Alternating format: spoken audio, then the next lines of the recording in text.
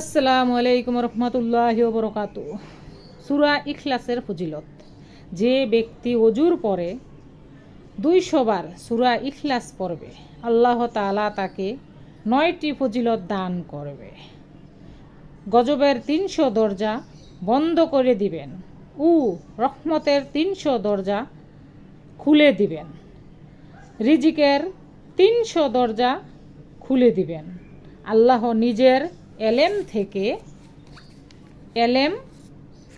নিজের সবর থেকে সবর ও নিজের বুঝ থেকে বুঝ দিবেন।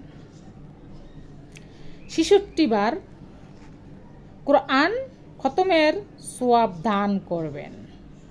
50 বছরের গুনাহ মাফ করে দিবেন।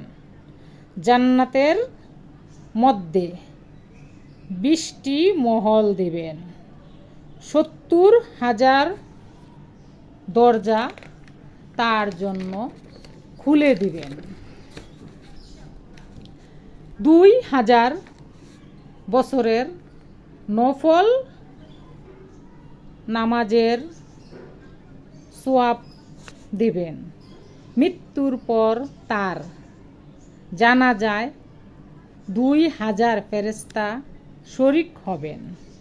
3 বার সূরা ইখলাস পড়লে একটি কোরআন খতম হবে।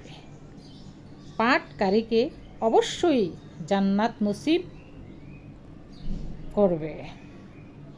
ভিডিওটি লাইক সাবস্ক্রাইব করে দিবেন, শেয়ার দিয়ে অন্যকে জানিয়ে দিবেন।